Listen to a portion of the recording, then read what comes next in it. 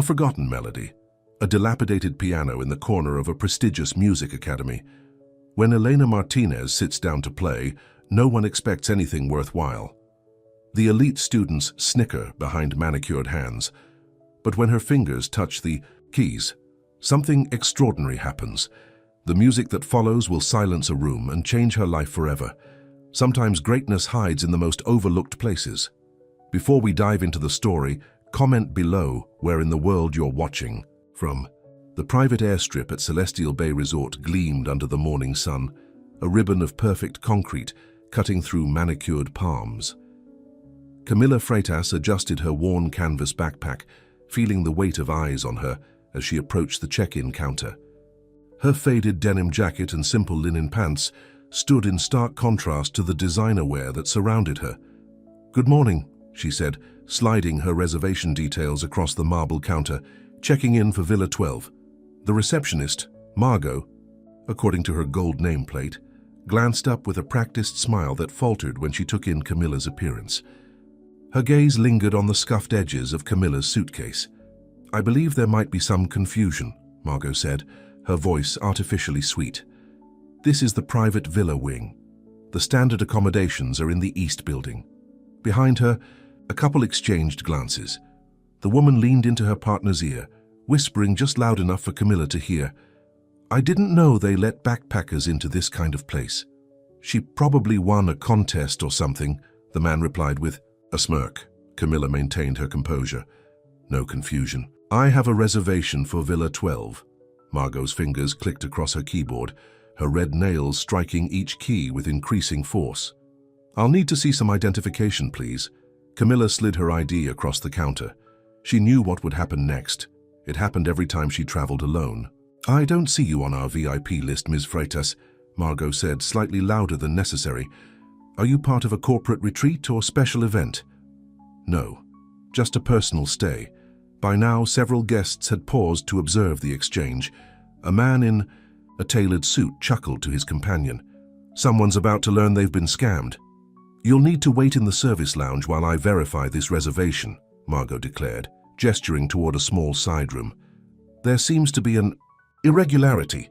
Camilla nodded without protest and took a seat in the designated area, away from the champagne and refreshments offered to other arriving guests. She didn't mind the wait. She was used to being underestimated. What none of them knew, what they couldn't see by looking at her simple clothes or quiet demeanor, was that Camilla wasn't lost or confused.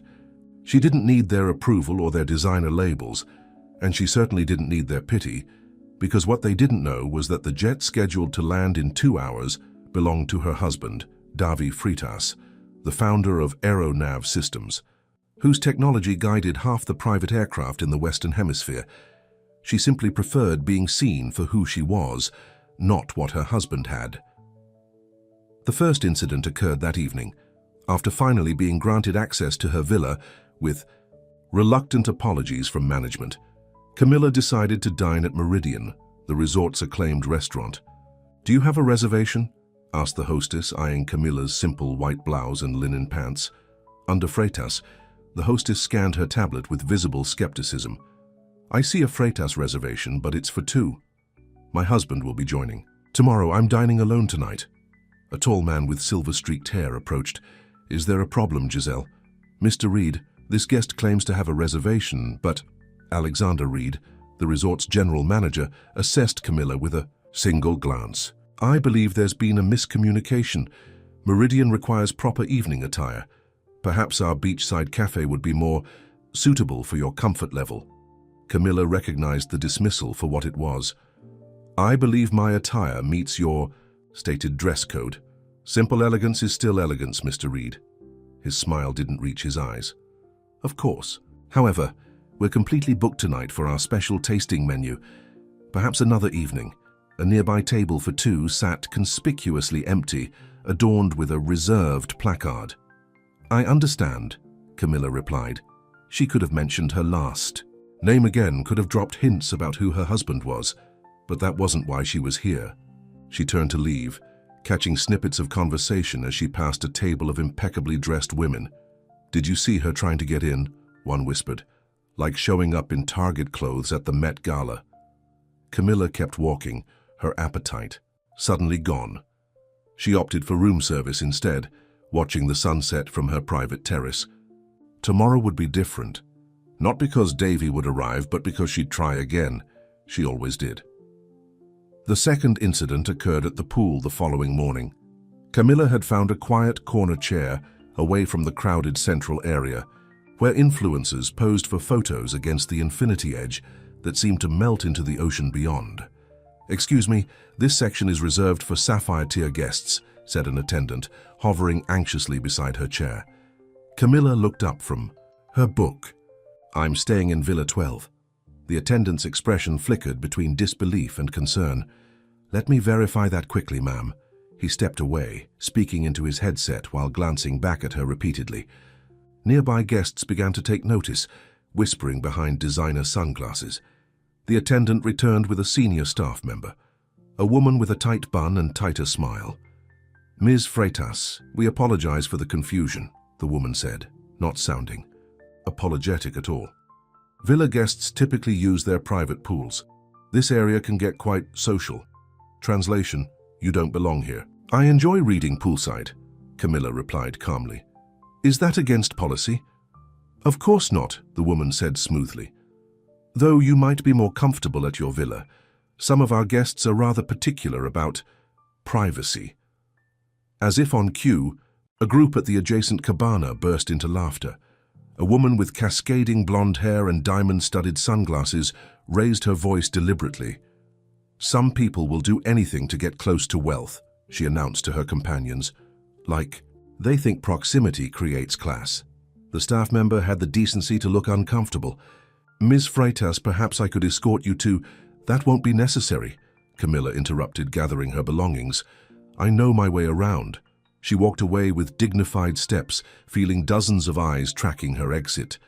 The humiliation burned, not because she cared what they thought, but because of the casual cruelty with which they dismissed her.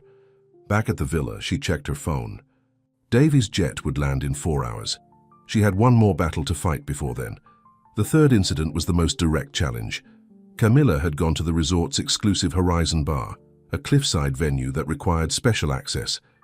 She presented her room key to the attendant, who reluctantly let her pass. The space was magnificent, open-air seating with unobstructed views of the ocean, handcrafted cocktails, and live jazz played on a gleaming grand piano. Camilla found a small table near the edge, admiring how the setting sun cast gold across the waves. She ordered a simple drink and sat quietly, absorbing the music. That's when she noticed Alexander Reed again, this time accompanied by the blonde woman from the pool and several other guests. They occupied the prime seating area, champagne flowing freely. Reed spotted her and frowned. He whispered something to a server who promptly approached Camilla. "Madam, I'm afraid this table has been reserved for our Celestial Club members," the server said apologetically. "There's no reservation marker," Camilla pointed out. "It's an understanding for our most valued guests." The blonde woman was watching with obvious amusement. She rose from her seat and sauntered over, champagne flute in hand. "You're persistent, I'll give you that," she said, settling uninvited into the chair across from Camilla. "I'm Vivian Shaw. My family owns 3 hotel chains across Asia. And you?" Camilla Freitas. Just Camilla. No impressive title or family fortune to drop." Vivian's smile was predatory. "Let me guess. You saved up for months for this dream vacation, and now you're determined to get your money's worth, even if it means intruding where you're not welcome." The server stood awkwardly nearby, clearly hoping Camilla would leave without a scene. "I'm exactly where I should be," Camilla replied evenly. Vivian laughed.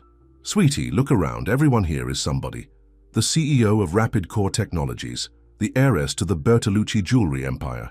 And over there, that's Davy Freitas arriving, founder of Aeronav Systems. His company is worth billions." Camilla followed Vivian's gaze. Through the entrance walked Davy, tall, with warm brown skin and thoughtful eyes. His simple linen shirt and tailored pants were elegant but understated. No flashy watch, no designer logos. "These are people who've earned their place here," Vivian continued, oblivious to the sudden shift in Camilla's posture. "People who understand. The value of exclusivity. Davy's eyes scanned the venue. When they found Camilla, his face broke into a smile that transformed his serious features. "If you'll excuse me," Camilla said, standing up, "my husband has arrived." "Your what?" Vivian's smile faltered. Camilla walked across the bar, aware of every eye following her movement. When she reached Davy, he wrapped her in a warm embrace and kissed her forehead. "I missed you," he murmured against her hair. "You're early," she replied, smiling. "Couldn't wait to see you," he said. The jet pilot found a tailwind. Alexander Reed hurried over, his face a mask of confusion. "Mr. Freitas, we weren't expecting you until this evening. Your usual suite is prepared, of course." Davy's arm remained around Camilla's waist. "I believe my wife has already checked into our villa." Reed's complexion paled visibly. "Your wife?" "Yes. Camilla Freitas." Davy's voice remained pleasant, but his eyes hardened. "Is there a problem, Mr. Reed?" "No. No problem at all," Reed stammered. "We simply didn't realize, and that is, Mrs. Freitas didn't mention—" "Why should she have to?" Davy asked. Her reservation was confirmed under her name. By now the entire bar had fallen silent. Vivian Shaw stood frozen by Camilla's abandoned table, her champagne flute tilting dangerously in her slackened grip. "Of course," Reed managed. "A misunderstanding. Please allow me to personally escort you both to the owner's table." "That won't be necessary," Camilla said softly. "I was quite comfortable where I was sitting." Reed's Adam's apple bobbed nervously. "As you wish, Mrs. Freitas." As they walked back to Camilla's small table, now mysteriously deemed acceptable, whispers erupted throughout the venue. Vivian Shaw made a hasty retreat to her original seating, her face flushed with embarrassment. "You didn't wear your ring again," Davy noted quietly as they sat down. Camilla touched her bare finger. "You know why?" He nodded. "I do. Though sometimes I wonder if it's worth the trouble." "It is to me," she said. "I want to know who sees me for me." The server, who had tried to remove her earlier, now approached with almost comical eagerness. "Mrs. Freitas, Mr. Freitas, can I bring you anything at all?" Davy looked to Camilla, who smiled. "I was enjoying my sparkling water, thank you. My husband will have the same." Immediately, the server practically bowed as he retreated. Across the bar, Vivian Shaw was frantically whispering to her companions while stealing glances at their table. Reed had disappeared entirely, presumably to update the staff about their monumental error. "Tell me," Davy said, taking Camilla's hand, "how bad was it before I arrived?" Camilla looked out at the sunset, casting its final golden rays across the water. "Nothing I couldn't handle." The revelation rippled through the resort like wildfire.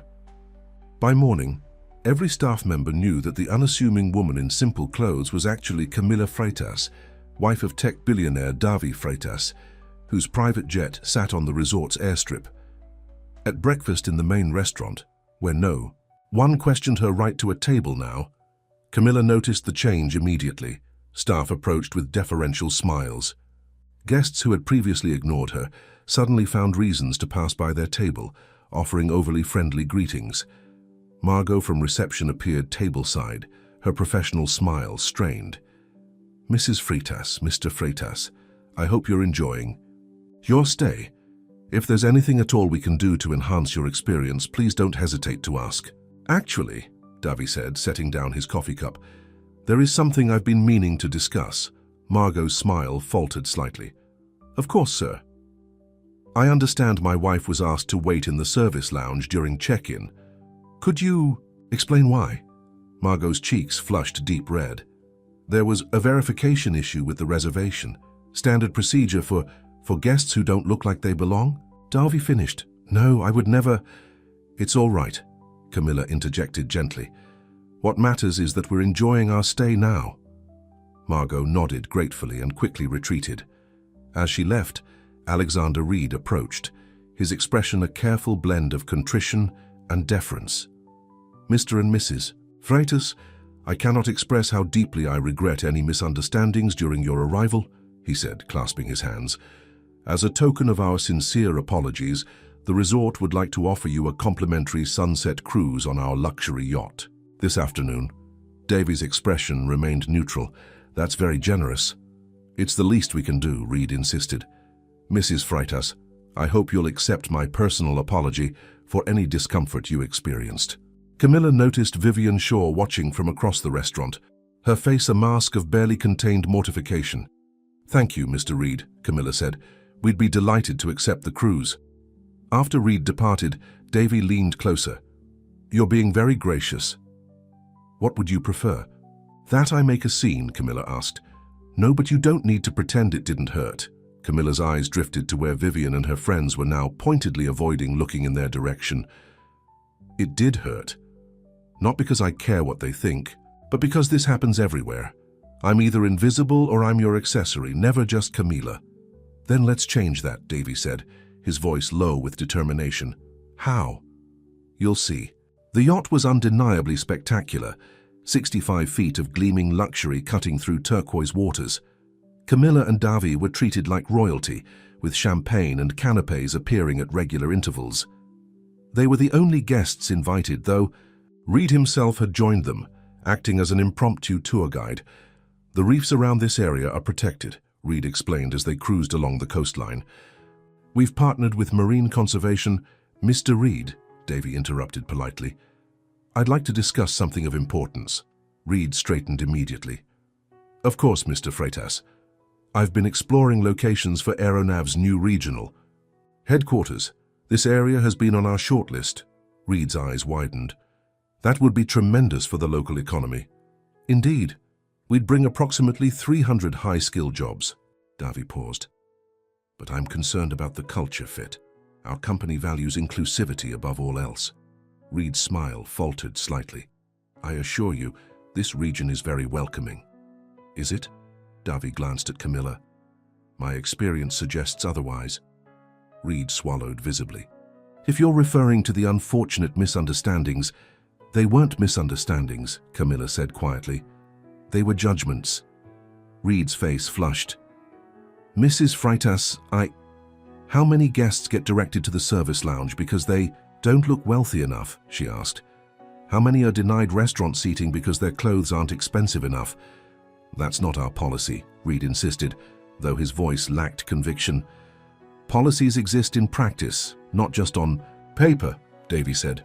When my wife travels alone, she experiences these misunderstandings constantly.